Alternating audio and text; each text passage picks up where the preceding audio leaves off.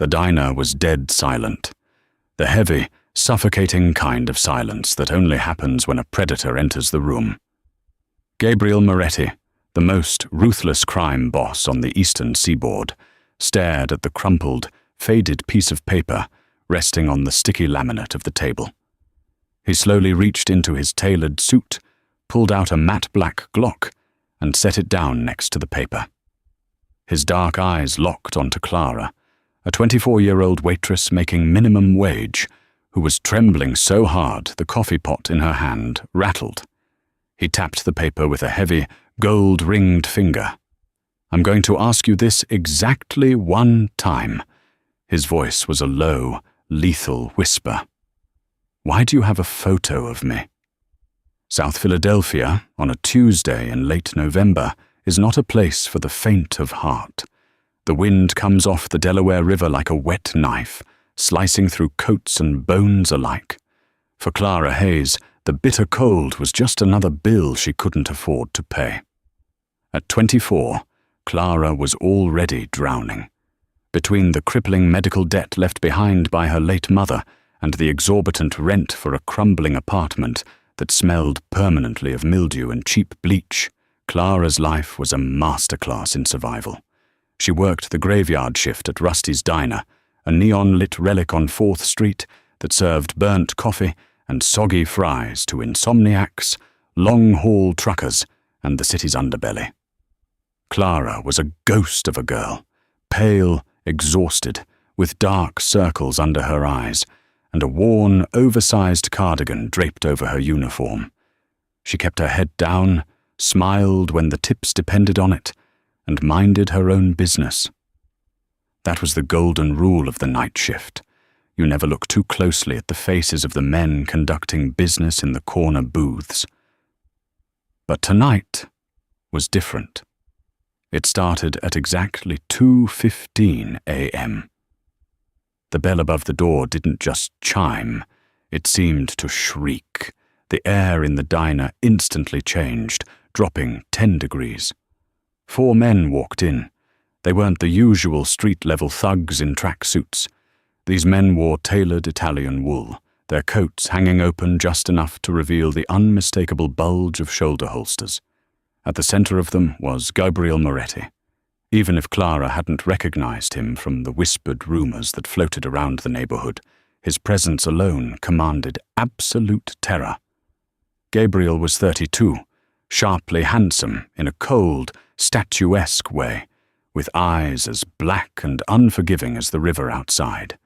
He had taken over the Moretti syndicate 3 years ago, after his uncle was gunned down in a barber shop, and since then, Gabriel had painted the city red, consolidating power with a brutal, calculated efficiency.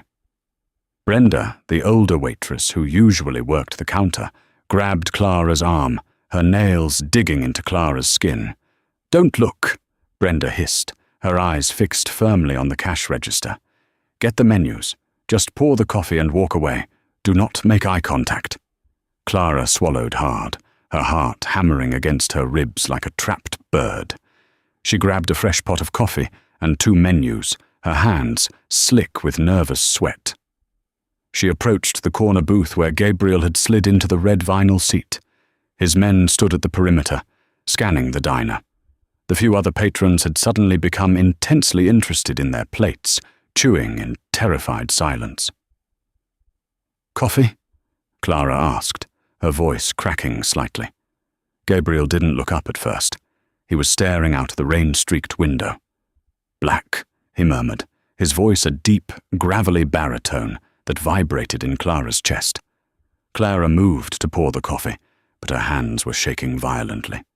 As she tipped the pot, a sudden tremor in her wrist caused the glass lip to clink sharply against the heavy ceramic mug. A splash of scalding black coffee leaped over the rim, landing directly on the pristine cuff of Gabriel's white dress shirt. The diner gasped. Time seemed to stop entirely. One of Gabriel's men, a massive brute named Tommy Valerius, immediately stepped forward, his hand slipping inside his coat. I'm so sorry," Clara gasped, panic seizing her throat. She frantically reached into the pocket of her apron for a rag. But in her panicked, fumbling state, she didn't just pull out a rag.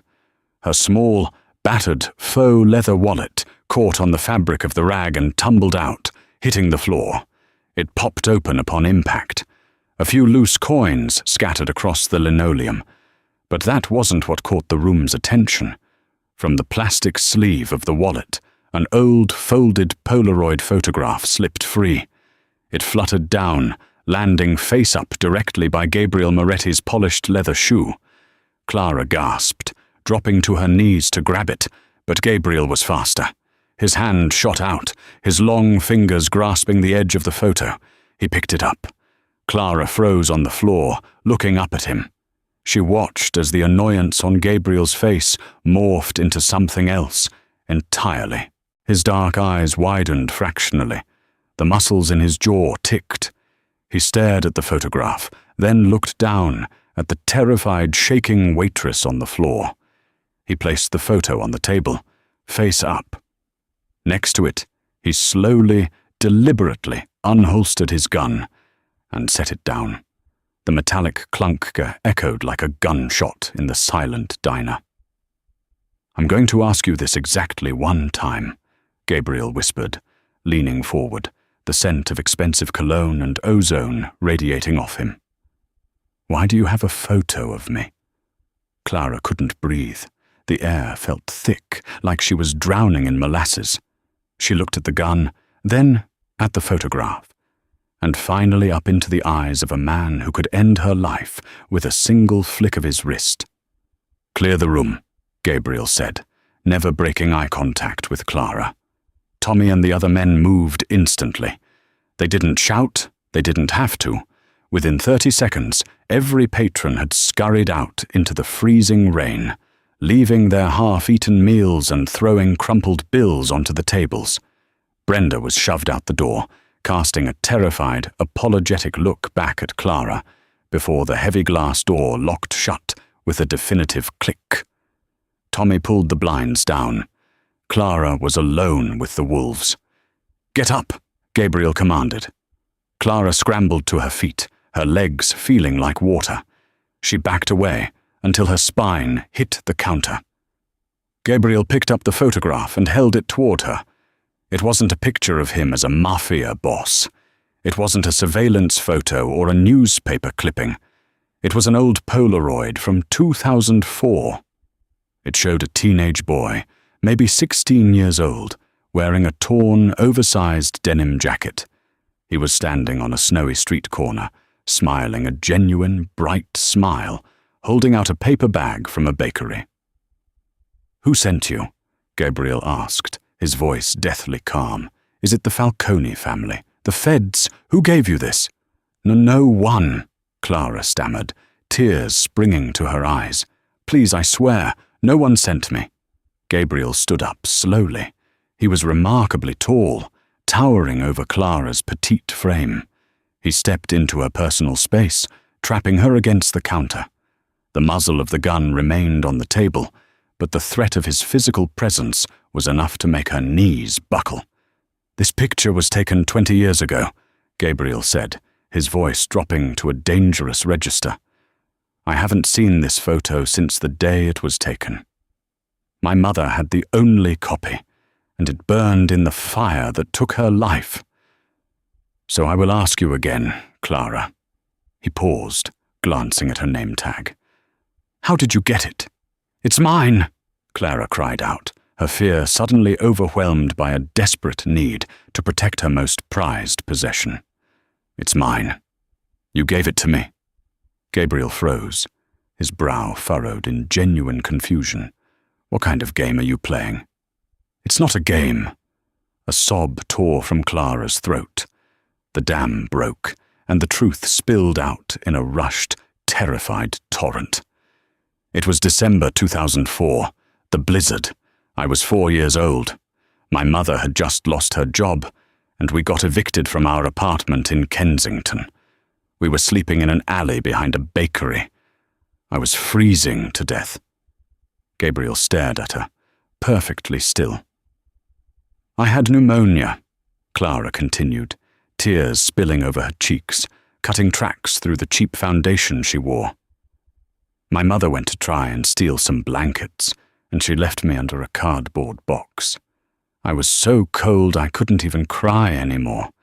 I was just waiting to fall asleep and not wake up. She looked at the photograph in Gabriel's hand. Then a boy found me, a teenager. He was running from someone. He had a bloody lip and bruised knuckles. But he stopped. He saw me. Gabriel's breathing shifted. The hard, violent lines of his face seemed to soften for a fraction of a second, revealing the ghost of the boy in the photograph. He took off his jacket, Clara whispered. That denim jacket in the picture. He wrapped me in it. Then he broke the lock on the back door of the bakery and brought me inside where it was warm. He found a loaf of fresh bread and gave it to me. The owner caught us, Gabriel suddenly murmured, the memory hitting him like a physical blow. Clara nodded vigorously. Yes. The old man who owned the shop came down with a Polaroid camera, thinking he was going to catch a thief. But when he saw the boy feeding a little girl, he just took a picture. He let us stay the night by the ovens. The boy gave me the picture the next morning before my mother found me. He told me it was a magic picture, and that as long as I kept it, I would never freeze again. Clara looked up into the eyes of the ruthless Mafia boss. I didn't know who you were. I didn't know you were Gabriel Moretti. To me, you were just my guardian angel. I kept that photo through 3 foster homes, 2 evictions, and my mother's death. It's the only thing that ever made me feel safe. Silence descended on the diner again, heavier this time, thick with the weight of a past colliding violently with the present. Gabriel looked at the photo, really looked at it. He remembered that night. It was the night his father had beaten him for the last time. He had run away, intending to leave the city forever. But finding that dying little girl in the alley had changed him. It was the last pure, selfless thing he had done before being sucked completely into the darkness of his family's criminal empire. He looked at Clara. The frightened 4-year-old girl was now a terrified woman, crushed under the weight of poverty, standing before him. Tommy stepped forward, breaking the silence. Boss, she's seen too much. She knows we're here. We can't leave loose ends. Clara squeezed her eyes shut, waiting for the bullet. She had survived the freezing alleyways of Kensington, only to be murdered in a diner by the very boy who had saved her life. Put the gun away, Tommy, Gabriel said quietly. Tommy hesitated. Gabriel, the Falcones have ears everywhere. If they find out... I said, put it away. The authority in Gabriel's voice left no room for argument. He picked up his own gun, slid it back into his holster, and carefully placed the old Polaroid back into Clara's battered wallet. He handed it to her. Your shift is over, Clara, he said. Am I free to go? Clara whispered, clutching the wallet to her chest like a shield. No, Gabriel said flatly. You're coming with me. What? No, please! Clara backed up until she bumped against the coffee machine. I won't tell anyone you were here. I swear, I just want to go home. Home? Gabriel scoffed lightly, though there was no humor in it. To your mold-infested apartment above the pawn shop on 9th Street. You think I don't know who you are now? Clara felt a chill run down her spine that had nothing to do with the winter air. In my world, there is no such thing as coincidence, Gabriel stated, stepping back and buttoning his overcoat. Tommy is right about one thing. The Falcone Syndicate has eyes everywhere. They know my routines. If they find out a waitress at a diner had a personal connection to me, that she managed to stall me, shock me, make my men draw their weapons, they will take you. They will torture you to find out what you mean to me. and then they will put you in the river." "But I don't mean anything to you," Clara protested frantically. "I'm nobody." "You're a liability," Gabriel corrected coldly, "and I protect my liabilities. You're coming with me until I figure out what to do with you. Tommy, get her coat." Before Clara could mount a physical resistance, Tommy had draped her thin, pathetic excuse for a winter coat over her shoulders and practically carried her by the elbow out the back door of the diner. The rain had turned to sleet, bouncing off the roof of the armored black SUV waiting in the alley. Clara was shoved into the plush leather back seat. A moment later, Gabriel slid in beside her. The door slammed shut, sealing her in a vault of dark tinted glass and the overwhelming scent of leather and expensive tobacco. The drive was a blur. They left the grimy, neon-lit streets of South Philly behind, merging onto the highway and heading toward the affluent suburbs of the main line. Clara sat pressed against the far door, making herself as small as possible. She kept glancing at Gabriel, but he was staring at his phone, his face an unreadable mask illuminated by the screen's harsh blue light. How had this happened? 20 minutes ago, her biggest worry was making rent. Now, she was the captive of a man who commanded murderers. The SUV eventually turned onto a winding, private road, flanked by towering ancient oak trees. Huge iron gates swung open silently, revealing an estate that looked less like a house and more like a fortress. Stone walls, slate roofs, and security cameras perched like mechanical gargoyles on every corner. "Welcome to the cage," Gabriel muttered, almost to himself, as the car pulled to a stop beneath a massive portico. Clara was escorted inside. The grand foyer was blindingly opulent, marble floors, a sweeping dual staircase, and a crystal chandelier that caught the light like crushed diamonds. It was beautiful, but it felt cold, sterile. "Show Miss Hayes to the East Wing guest suite," Gabriel ordered a sharply dressed housekeeper who had appeared like a ghost from a side hallway. "She is not to leave the floor. If she needs anything, get it for her." He turned to look at Clara.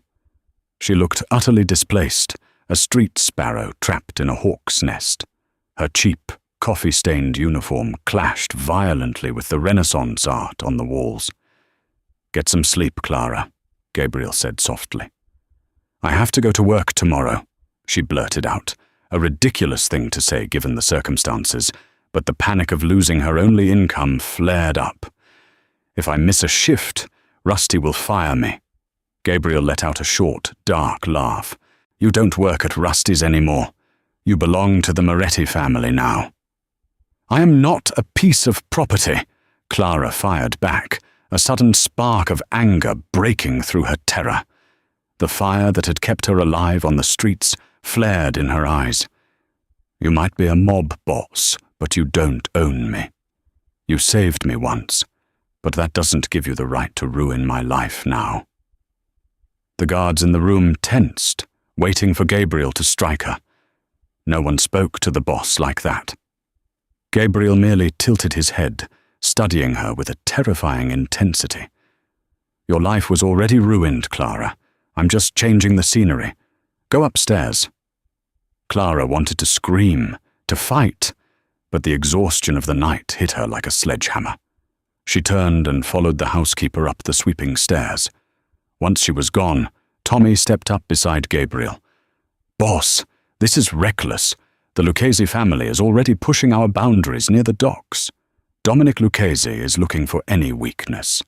If he finds out you brought a civilian into the compound, let Dominic Lucchese try and cross me," Gabriel interrupted, his voice dripping with venom. "Double the guard on the perimeter. No one comes in or out without my explicit authorization." Gabriel walked into his dark mahogany study, pouring himself a glass of scotch. He stood by the window, looking out at the freezing rain. He reached into his pocket and pulled out his phone. He had snapped a photo of the Polaroid before giving it back to Clara. He stared at the image of the boy he used to be. The boy who had a soul.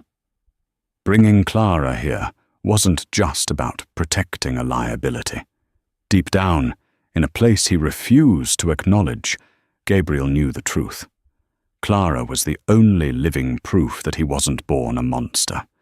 And in a world filled with betrayal, blood, and enemies closing in, he wasn't ready to let that proof walk away.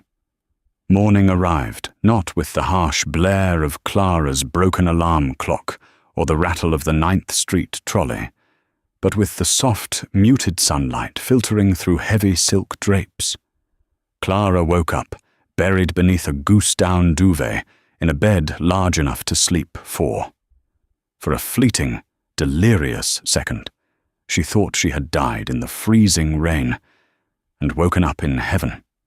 Then, the memory of the diner, the gun, and Gabriel Moretti's cold obsidian eyes came crashing back. She bolted upright. The East Wing guest suite was massive, decorated in muted tones of cream and gold. A marble fireplace crackled warmly in the corner. On a mahogany vanity, a tray of fresh fruit, pastries, and steaming coffee had been left, alongside a stack of folded clothes. At the very top of the clothes rested her battered faux leather wallet. Clara scrambled out of bed, her bare feet sinking into the plush Persian rug.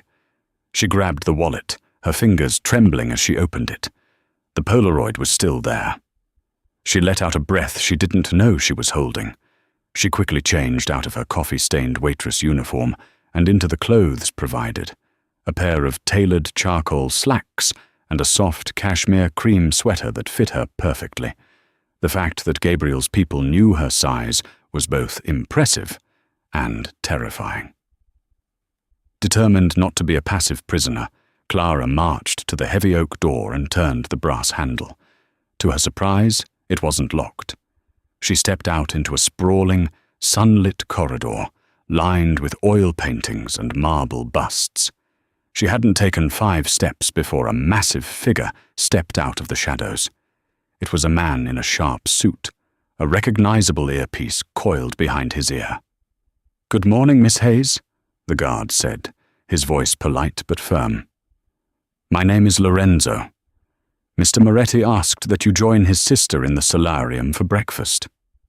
"His sister?" Clara blinked. "I don't want breakfast. I want my phone. I need to call my landlord."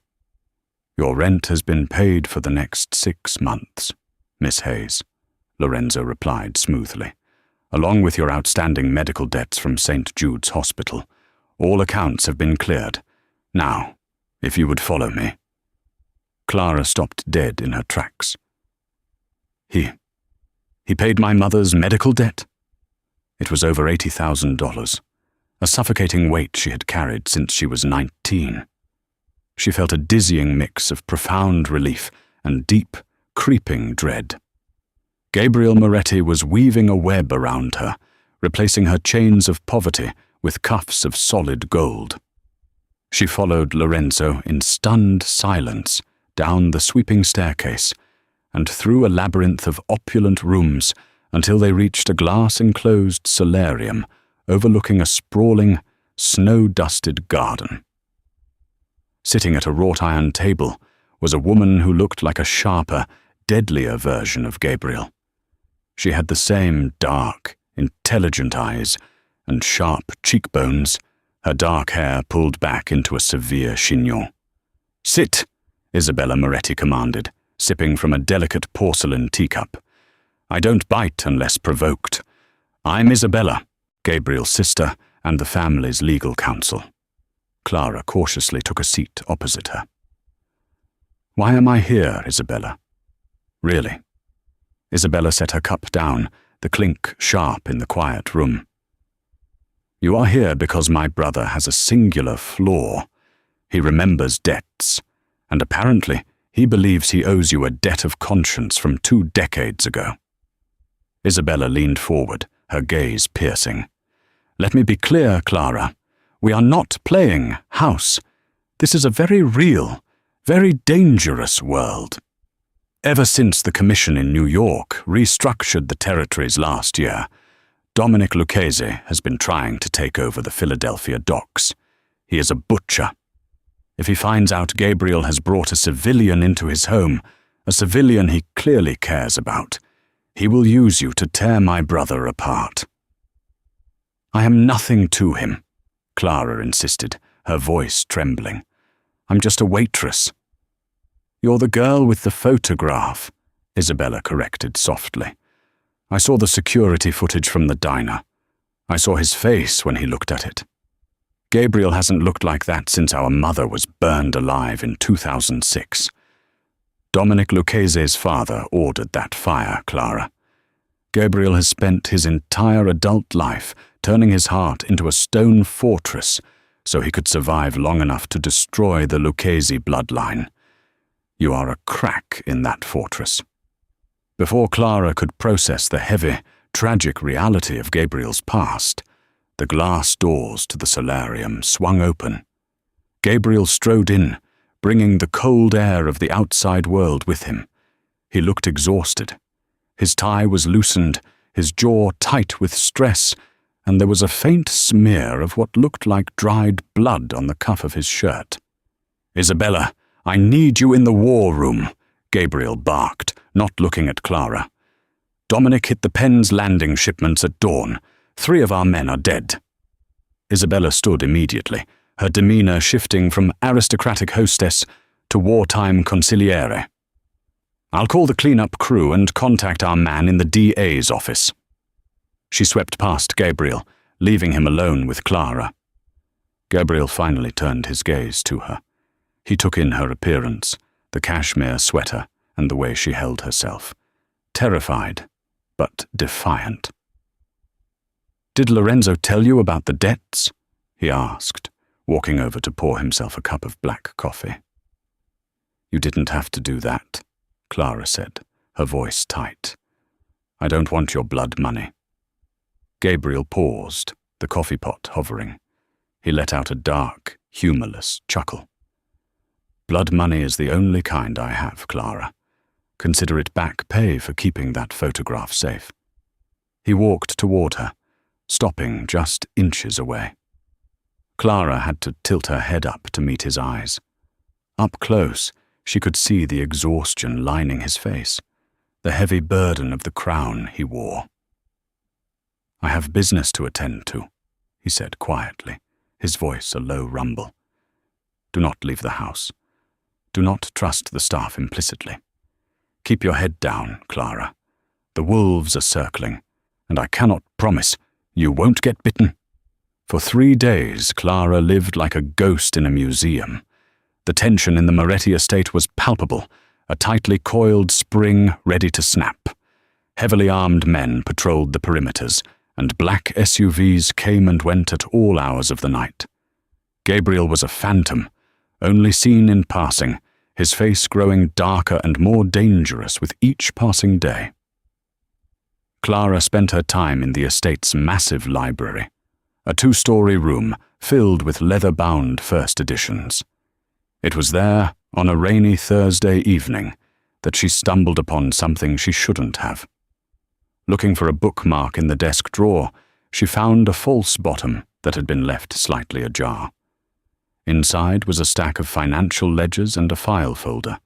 The name on the tab made her freeze. Arthur Pendleton. It was the name of the old baker who had taken them in during the blizzard of 2004. Clara opened the file. Inside were decades' worth of receipts, medical bills, property taxes, business renovations, all paid in full by a shell corporation traced back to Gabriel.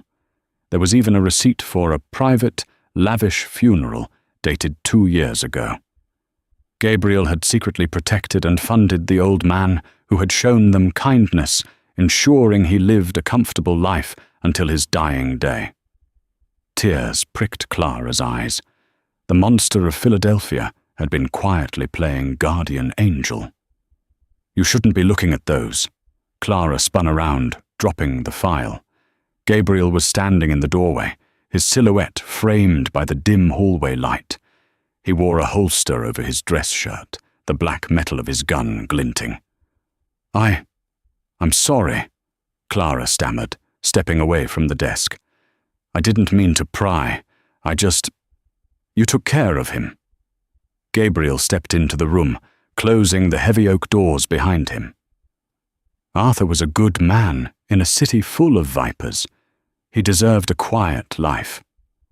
He walked over, picked up the file and locked it back in the drawer. A luxury neither of us has. Clara looked at him, really looked at him. "You're not who they say you are. You pretend to be this soulless killer. But you kept him safe. And you kept me safe." Gabriel's eyes darkened, a storm brewing in their depths. He closed the distance between them with predatory grace, backing Clara against the edge of the mahogany desk. "Do not romanticize me, Clara," he warned, his voice a dangerous whisper. "I am the man who ordered the executions of 3 Lucchese lieutenants this morning. I am the man who burns down businesses that don't pay their tithes. If you think there is a good man hiding inside this suit, you are gravely mistaken." "Then why did you bring me here?" Clara challenged, her heart hammering wildly against her ribs. The proximity to him was intoxicating, a terrifying mix of fear and an undeniable magnetic pull. "If you're so ruthless, why didn't you just let Tommy shoot me in the diner?" Gabriel raised a hand, his knuckles brushing lightly against Clara's cheek. The touch sent a jolt of electricity straight to her core. "Because," he murmured, his gaze dropping to her lips, "when I look at you, I remember a boy who wasn't covered in blood. And I am selfish enough to want to keep that memory." Before Clara could respond, before she could process the raw, bleeding vulnerability in his words, the world exploded. A deafening blast shook the foundation of the estate. The library windows shattered inward, raining 1,000 shards of glass across the Persian rug. The lights instantly cut out, plunging the room into darkness, save for the eerie red strobe of the emergency alarms that began wailing through the halls. Gabriel moved with lightning speed. He tackled Clara to the floor, just as a hail of bullets tore through the door, shredding the wood and ripping into the leather-bound books above them. "Stay down!" Gabriel roared over the deafening gunfire. He drew his weapon, returning fire blindly through the splintered door to buy them a second. "What's happening?" Clara screamed, covering her head as plaster rained down on them. "Dominic found us!" Gabriel snarled, his eyes feral. Someone on the inside gave him the security codes. Heavy footsteps echoed in the hallway. Men were shouting in Italian. Gabriel grabbed Clara's arm, hauling her up. "We have to move, now!" He dragged her toward a hidden panel behind a bookshelf, slamming his hand against a concealed switch. The shelf swung open, revealing a narrow, pitch-black stairwell leading down. Gabriel shoved Clara inside, just as a mercenary kicked the library doors open. Gabriel fired twice, dropping the man, but a second shooter stepped into the frame. A deafening crack echoed, and Gabriel grunted, his body jerking violently backward. "Gabriel!" Clara shrieked. He didn't fall. Driven by pure adrenaline, he stepped into the hidden passage, hit the mechanism to close the bookshelf, and sealed them in total darkness. The sounds of the assault above were instantly muffled by foot-thick concrete walls. "Keep moving down," Gabriel rasped, his breathing suddenly heavy and wet. He clicked on a small tactical flashlight, illuminating the concrete steps. Clara scrambled down the stairs until they reached a heavy steel door. Gabriel punched a code into the keypad with a trembling hand. The door hissed open, revealing a reinforced bunker equipped with monitors, weapons, and medical supplies. The moment the steel door locked behind them, Gabriel collapsed against the wall, sliding down to the floor. Clara gasped. In the harsh fluorescent light of the bunker, she saw it. Gabriel's left shoulder was soaked in blood, the crimson stain spreading rapidly across his white shirt. "You're shot!" Clara dropped to her knees beside him, panic entirely taking over. "I've had worse," Gabriel gritted out, his face pale, sweat beading on his forehead. "Under the desk! Trauma kit! Get it!" Clara scrambled to grab the red medical box, dumping its contents onto the floor. "I don't know what to do. I'm not a doctor." "Take my shirt off," he commanded, his voice tight with agony. With trembling hands, Clara ripped his ruined shirt open, peeling the fabric away from the wound. The bullet had passed clean through the meat of his shoulder, missing the bone, but leaving a gruesome, bleeding exit wound. "Gauze." "Pack the wound," Gabriel ordered, his head falling back against the concrete wall, his eyes slipping shut. "Press hard, Clara. Don't stop." Clara grabbed a handful of sterile gauze and pressed it directly into the bleeding hole. Gabriel let out a guttural groan, his hand flying out to grip her thigh with bruising force as the pain hit him. I'm sorry," Clara cried, tears blurring her vision as she applied her body weight to his shoulder to stop the bleeding. "You're doing fine," Gabriel whispered, his breathing ragged. He opened his eyes, looking at her tear-streaked face. The cold, ruthless Mafia boss was gone. In his place was just a man, bleeding out on a concrete floor, looking at her with an intensity that burned hotter than the gunfire above. "Why did you protect me?" Clara sobbed, wrapping a pressure bandage tightly around his shoulder to secure the gauze. "You could have run. You took a bullet for me." Gabriel reached up with his good arm, his blood-stained fingers gently wiping a tear from her cheek. "I told you," he murmured, his thumb tracing her jawline. "You're my magic picture, Clara. As long as I have you, I won't freeze." The reality of his words, of his blood on her hands, shattered the last remaining wall between them. Clara leaned down, and in the cold, harsh light of the bunker, surrounded by the echoes of a war raging above them, she pressed her lips to his. It wasn't a gentle kiss. It was desperate, fueled by adrenaline, terror, and the unspoken realization that they were bound together by something far stronger than a photograph. Gabriel kissed her back fiercely, his good hand tangling in her hair, pulling her against his uninjured chest. They were pulled apart by the sudden, static crackle of the bunker's radio. "Boss? Boss, are you down there?" It was Tommy's voice, sounding breathless and frantic. "We neutralized the threat. But they weren't here to kill you, Gabriel. We caught one alive. He said Lucchese sent them to extract the girl. They know about Clara." Gabriel's entire demeanor shifted instantly. The vulnerability vanished, replaced by a terrifying, lethal rage. He looked at Clara, his dark eyes turning into cold steel. The game had just changed. Clara wasn't just a memory anymore. She was the ultimate prize in a Mafia war. Gabriel's good hand shot out, snatching the radio receiver from the wall of the bunker. His knuckles were white, the veins in his forearm bulging as he pressed the transmission button. "Tommy, secure the prisoner.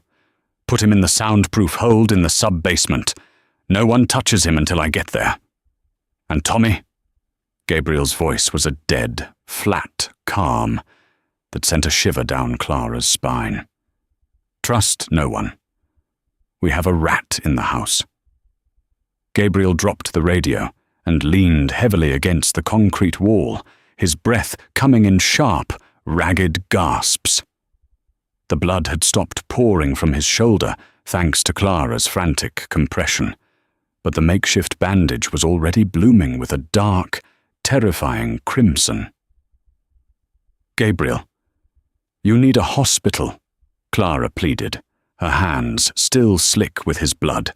"You're going into shock." "Hospitals ask questions," Gabriel gritted out, pushing himself off the wall with a monumental effort. He stumbled toward a row of metal lockers at the back of the bunker. And they are easy targets. If Lucchese knows about you, he knows everything. My routines, my properties, my weaknesses. He keyed a code into the center locker. Inside was a veritable armory, stacks of bound cash, and several leather duffel bags. He grabbed a heavy black bag with his good arm and tossed it to Clara. "Carry that," he ordered, his eyes glassy but fiercely focused. "We're leaving." "Leaving? To where?" "Underground." Gabriel hit a button on the control panel, and a heavy grate in the floor hissed open, revealing a dark, damp tunnel that smelled of river water and old iron. "This leads to an old drainage pipe that empties out near the Squealkill River. We have a boat waiting." Clara didn't argue. The terrified waitress who had cowered in Rusty's diner was gone, burned away by the gunfire and the sight of the man she had idolized bleeding on the floor for her. She shouldered the heavy duffel bag and followed him down into the darkness. The journey through the tunnel was a nightmare. Gabriel stumbled twice, his body failing him. But Clara caught him both times, wedging her small shoulder under his good arm to bear his weight. The damp cold bit through her cashmere sweater, reminding her of that freezing night in 2004. But this time, she was the one doing the saving. They emerged into the freezing night air, just as the distant wail of police sirens began to echo toward the estate. A sleek, matte-black speedboat was tied to a rusted mooring. Gabriel managed to start the engine, and they vanished into the black waters of the river, leaving the smoking ruins of the Moretti compound behind. 30 minutes later, they docked at an abandoned boathouse in South Philly. A nondescript grey sedan was waiting. Gabriel drove them with one hand, his face deathly pale in the glow of the dashboard lights, until they pulled into the underground garage of a high-end, anonymous high-rise in Center City. "Dr. Harrison Caldwell," Gabriel muttered, as they rode the private elevator up to the penthouse. "He's a private trauma surgeon, struck off the registry 10 years ago for gambling debts. I own his clinic. He will fix this." The doors opened, and a frantic, bespectacled man in his 50s was already waiting with a sterile medical cart. Dr. Caldwell didn't ask questions. He took one look at Gabriel, ushered him onto a surgical table in the center of the lavish living room, and went to work. Clara sat on a velvet sofa, her hands trembling as she watched Caldwell extract bullet fragments and stitch Gabriel's torn flesh. She felt completely out of her depth, a stray cat dropped into a tiger's cage. While Gabriel was heavily sedated under local anesthesia, his phone buzzed on the coffee table. Clara stared at it. It was a secure, encrypted message from Isabella. "We found the rat. It's Silas Brooks. He sold the security codes to Dominic for $5 million and a promise of amnesty. He's running. I have men tracking him to the private airfield in Teterboro." Clara gasped. Silas Brooks was Gabriel's chief financial officer. He was the man responsible for laundering the syndicate's money through legitimate real estate and offshore accounts. If Silas had defected, he hadn't just given Dominic the keys to Gabriel's house. He had given him the keys to his empire. When Gabriel finally sat up, his shoulder heavily bandaged and his arm in a sling, Clara handed him the phone. Gabriel read the message. The temperature in the room seemed to drop to absolute zero. He didn't yell.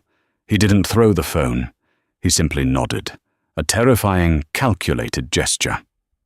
"Dominic doesn't just want me dead," Gabriel said, quietly, pouring himself a glass of whiskey with his good hand. "He wants to bankrupt me. Silas knows where the shadow accounts are. If Lucchese drains those accounts, the commission in New York will see me as weak. They'll strip my territory and give it to Dominic by the end of the week." "Then what do we do?" Clara asked, stepping toward him. "We have the duffel bag. We have cash. We can run." Gabriel looked at her, his dark eyes softening for a fraction of a second before hardening into diamonds. Morettis do not run, Clara. We ruin. He walked over to a heavy mahogany desk, opened a laptop, and bypassed 3 layers of biometric security. Silas thinks he knows my entire financial portfolio. He only knows the dirty money. He doesn't know about the legitimate trusts I built under different names. Gabriel turned the laptop toward Clara. Look at this. Clara stared at the screen, her mind reeling. You own the buildings his men operate out of. You own the ships he uses? I am a ghost in his machine, Gabriel said, his voice dropping to a lethal purr. For 5 years I have been buying his debts, acquiring the banks he uses, and purchasing the land beneath his feet. I was waiting for the right moment to pull the strings. He brought a war to my home and tried to take you. The moment is now. He picked up his phone and dialed Isabella. Let Silas run to Teterboro, Gabriel commanded. Call off the men. Let Dominic think he won the financial war. And Isabella, call the board at the Sterling Trust. Call in every single loan, mortgage, and debt attached to the Lucchese family. Liquidate it all. By midnight tomorrow, I want Dominic Lucchese bleeding out in the streets with empty pockets. He hung up the phone and turned to Clara. He reached out with his uninjured arm, pulling her against his chest. She rested her head against his uninjured shoulder, breathing in the scent of antiseptic, whiskey, and raw power. Tomorrow night is the mayor's charity gala at the Sterling Plaza Hotel, Gabriel murmured into her hair. Dominic will be there, playing the legitimate businessman, celebrating what he thinks is my demise. We are going to attend.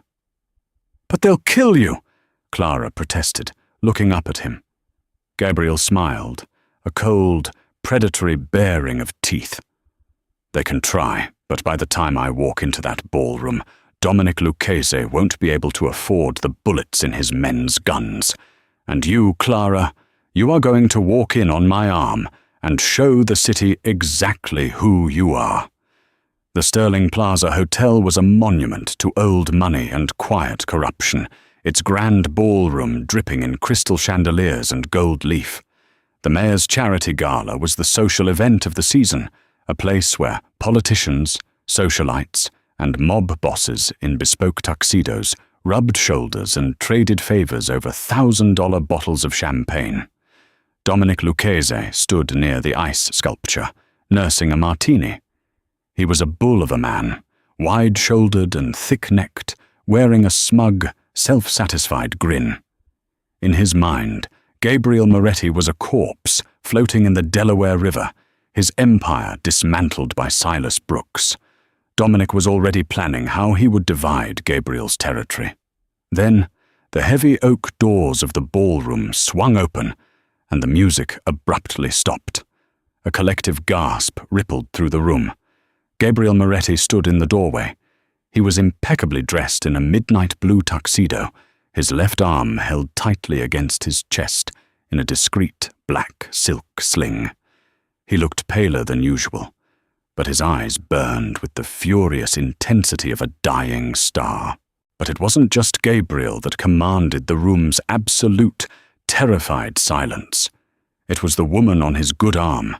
Clara Hayes was unrecognizable. The tired, frightened waitress in the oversized cardigan was dead. In her place stood a queen. She wore a floor-length gown of emerald green silk that clung to her curves like liquid glass, the fabric parting at the thigh to reveal strappy, diamond-encrusted heels. Her dark hair was swept up in an elegant, intricate style, exposing the flawless curve of her neck. Resting against her collarbone was a magnificent diamond necklace, a $50,000 piece Gabriel had procured from his private vault. She walked with a quiet, lethal grace, matching Gabriel step for step. Beneath the silk and diamonds, she could still feel the old, battered Polaroid tucked safely into the hidden pocket Gabriel had custom-tailored into the lining of her gown. It was her armor. Whispers erupted like wildfire as Gabriel and Clara descended the grand staircase. "Is that Moretti? I heard he was dead. Who is that woman? She looks like royalty." Dominic Lucchese's smug grin vanished, replaced by a deep, ugly shade of purple. He set his martini glass down so hard the stem snapped. He motioned sharply to his 4 bodyguards, stepping out to intercept Gabriel in the center of the ballroom. "Gabriel," Dominic said, his voice a gravelly bark that carried over the hushed crowd. "I heard you had an accident at your estate, a tragic fire. What a surprise to see you walking." "Rumors of my demise are always terribly exaggerated, Dominic," Gabriel replied smoothly, his voice echoing off the marble pillars. He didn't stop walking until he was inches from Lucchese. Clara stood firmly by his side, her chin held high, meeting the rival boss's cruel gaze without blinking. Dominic looked Clara up and down, a vile sneer curling his lip. "And who is this? A new stray you picked off the street? I heard your boys couldn't even protect a little waitress in South Philly." Before Gabriel could react, Clara stepped forward. The sheer audacity of her movement made Dominic's guards twitch toward their holsters, but a dozen of Gabriel's men, who had seamlessly infiltrated the catering staff and security detail, suddenly stepped out of the shadows, their hands resting menacingly inside their jackets. "I am not a stray, Mr. Lucchese," Clara said, her voice clear, cold, and ringing with a newfound authority that surprised even her. "I am the woman who is going to watch you lose everything." Dominic laughed, a harsh, barking sound. "Lose everything? Little girl, you are out of your depth. As of an hour ago, Silas Brooks transferred every dime of Moretti's operational capital into my offshore accounts. Gabriel is a dead man walking. He doesn't have the money to pay the men pointing guns at me right now." Gabriel let out a soft, dark chuckle. He reached into his tuxedo jacket with his good hand and pulled out a single sheet of embossed paper, casually handing it to Dominic. "Silas Brooks transferred my dirty money, Dominic," Gabriel said, his voice dropping to a terrifying whisper. "The pocket change I let him manage so he felt important. Did you really think I built this city on cash from dockside extortion?" Dominic ripped the paper from Gabriel's hand. As his eyes scanned the document, the blood drained entirely from his face. "To Dominic Lucchese. From the Sterling Trust and Obsidian Holdings, LLC. Subject: Notice of immediate foreclosure and asset seizure." "I own the Sterling Trust, Dominic," Gabriel stated, stepping closer, trapping Lucchese in his gravitational pull. "I own Obsidian Holdings. I hold the deed to the warehouse where you keep your shipments. I hold the mortgages to your lieutenants' homes. I own the docks you claim to control. And as of 10 minutes ago, I called in every single debt you owe." Dominic started to shake, the paper rattling in his hand. This is illegal. The Commission won't allow this." "The Commission values profit above all else," Gabriel countered smoothly. "And you, Dominic, are officially bankrupt. You have 0 assets, 0 liquid capital, and 0 power. Which means—" Gabriel glanced around the room, making eye contact with Dominic's bodyguards. "You can no longer afford to pay the men standing behind you." Dominic turned around frantically. His 4 bodyguards, realizing that their paychecks had just vanished into thin air, slowly took their hands off their weapons and stepped away, dissolving into the crowd. Loyalty in the Mafia was expensive, and Dominic was broke. "You son of a bitch!" Dominic snarled, lunging forward with a switchblade he had palmed from his pocket. He never made it. Gabriel, despite his injured shoulder, pivoted with terrifying speed. He grabbed Dominic's wrist with his good hand, twisted it until a sickening snap echoed through the ballroom, and kicked Lucchese brutally in the knee. The rival boss crumpled to the marble floor, screaming in agony. Gabriel stood over him, straightening his tuxedo jacket. "Do not ever," Gabriel said, his voice booming with absolute authority. "Send men to my home again. Do not ever look at my woman again. You are nothing but a beggar now. Crawl out of my city before I decide to take your life, as well as your money." Two of Gabriel's men stepped forward, grabbing the weeping, broken Dominic by the collar and dragging him out of the ballroom like a bag of trash. The silence in the room was absolute. The mayor, the politicians, the rival capos, they all stared at Gabriel and Clara in awe and sheer terror. Gabriel had just executed a bloodless coup in front of the city's elite, cementing his status not just as a mob boss, but as an untouchable king. Gabriel turned to Clara. The cold, ruthless mask he wore for the world melted away, leaving only the man who had wrapped a freezing 4-year-old girl in his denim jacket 20 years ago. He offered her his uninjured arm. "Shall we go home, Mia Regina?" he asked softly. Clara smiled, a radiant, powerful smile that lit up the room. She placed her hand on his arm, the diamonds at her throat glittering under the chandeliers. "Yes. Let's go home." As they walked out of the ballroom, parting the sea of terrified and awestruck elites, Clara realized that the freezing alleyway in Kensington was finally, truly behind her. She had been saved by a monster, only to discover that underneath the blood and the darkness, he was the only man who could ever make her feel completely, utterly safe. The freezing alleyway in Kensington was a lifetime ago, a ghost story Clara Hayes no longer told. She stood on the balcony of the Moretti penthouse, the sprawling skyline of Philadelphia glittering beneath her like scattered diamonds. She wasn't a scared waitress anymore. She was the undisputed queen of an empire, forged in fire and bound by blood. Gabriel stepped onto the terrace, his arm wrapping around her waist, pulling her flush against his chest. The scars he bore were a testament to the war they had won together. Dominic Lucchese was a forgotten stain on the pavement, and the syndicate was legally and criminally untouchable. Clara reached into the pocket of her silk robe, her fingers brushing the worn edges of the old Polaroid photograph. It wasn't just a memory of salvation anymore. It was the foundation of their absolute, unbreakable reign over the city.